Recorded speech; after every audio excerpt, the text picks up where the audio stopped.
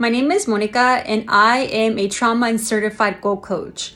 I want to share a story with you, and if any of the things that I say resonate with you, it might be because you too have experienced this trauma that I'm about to talk about. I'm originally from Mexico, and when I was a child, I was very close to my mom. She was like the only person that I trusted, that I felt safe with. When I was 3 years old, my mom left with my dad to the US so that they could create a better life for us. I got left in Mexico with my siblings, with my grandmother. I didn't see my mom for 2 years. From my mom's perspective and the adults' perspective, they were doing this so that they could create a better life for us. But from the perspective of a 3-year-old, I was abandoned. I remember for weeks and months after my mom leaving, not being able to understand what just happened and just feeling really confused. Later on, when my mom would send photos of her with my new brother and my dad, I would look at the photo and internally in myself, I would think, oh, that's the lady that used to be my mom. I believed that she had divorced me, that she didn't want me anymore. So to help you understand why I thought this way, it's important to understand how a child's brain works. When we're little, children absolutely need the support of their parents to learn how to navigate the world, to regulate themselves, and to feel safe in the world. They don't have the capacity to do this on their own. When that gets taken away, their brains are not allowed to develop naturally the way that they need to develop, and trauma can be created from that.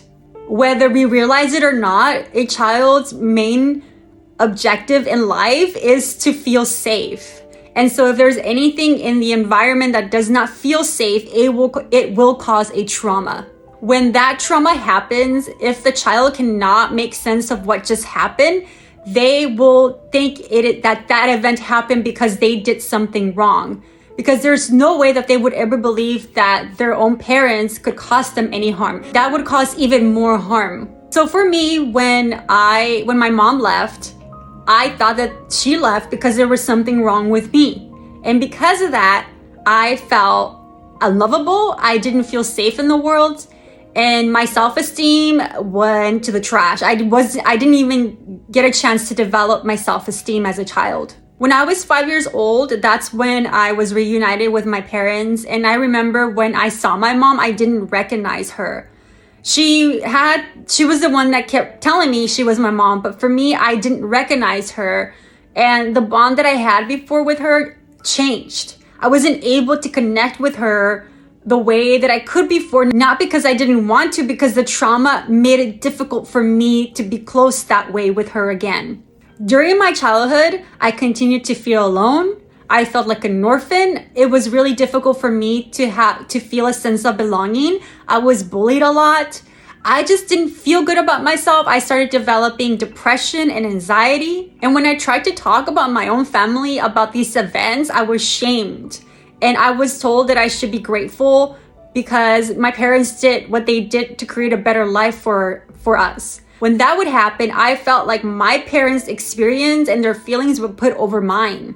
It wasn't until I started to actually heal from this trauma that I started to receive the validation that I had been wanting all these years, the validation that I needed in order to heal from this trauma. I also finally started to understand how that trauma impacted all areas of my life, including my relationships, my friendships, my career, and just all areas of my life. I finally started to understand why I would get anxiety attacks a lot, and that these anxiety attacks were connected to that trauma and me not feeling safe in the world because of it. I also started to understand how the depression that I lived with since I was a kid was connected to that trauma and me not feeling loved and safe as well.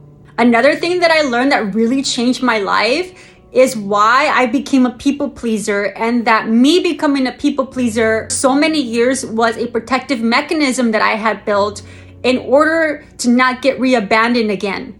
So the way that I learned to not get reabandoned again was to just do what others wanted, even at the expense of my own wishes and my own needs and what felt right to me. Another impact was that I always felt like I was living from the outside in. When I looked at others, I could see that they were happy, and I could never understand why I could not be happy like them. It felt really challenging for me to connect with people and to feel safe and to feel a sense of belonging. And it wasn't until I finally started to heal from this trauma that I really understood the enormous impact that abandonment trauma can cause on a human being. It literally changes your whole being. It changes your brain, and it changes the way that you navigate the world. It also impacts you from feeling safe in the world. Like physically, your body will not feel safe, and you will start to create coping mechanisms. Through my healing process, I was also able to understand that two things can be true at the same time. My parents came to the US because they wanted to create a better life for us. And at the same time, in the process, I was abandoned. I could finally start to look at my experiences and validate my feelings and what I experienced. Through my healing process, I was able to go back into time and reconnect with this little girl that still lives in me that was abandoned, and help validate all the experiences that she had from this trauma, how this trauma impacted her, and help her finally heal from it. Because of the healing that I've experienced from this trauma, I no longer have anxiety attacks like I used to before, and the depression that I lived with for years since I was little that's related to this trauma has finally left me. I no longer start to feel sad and start to feel really lonely and start to feel unsafe in the world, because I've healed from this, and it's because of this internal work that I've done, and not because of anything my family or anybody did. Because of this work that I've done also, I am no longer seeking for validation from my mom or anybody about my experiences, because I know what I experienced was true, it was real, and how much it impacted me, and I don't need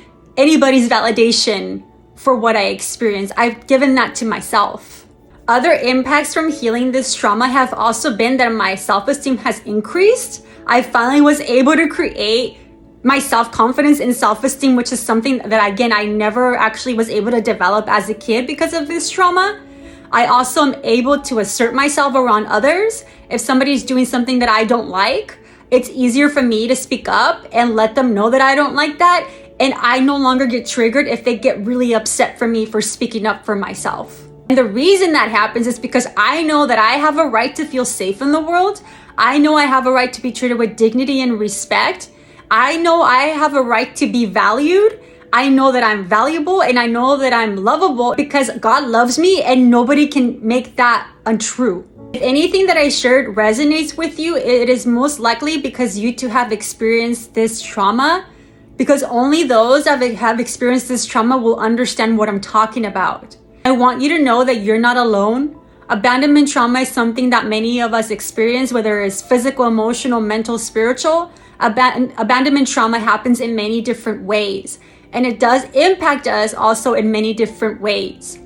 And know that this trauma is so big that it takes time to heal. It is not something that you can just heal overnight. It takes time for a very good reason. If you want to learn more about how this trauma has impacted you and to start healing from it, make sure you sign up for my trauma coaching classes for driven women.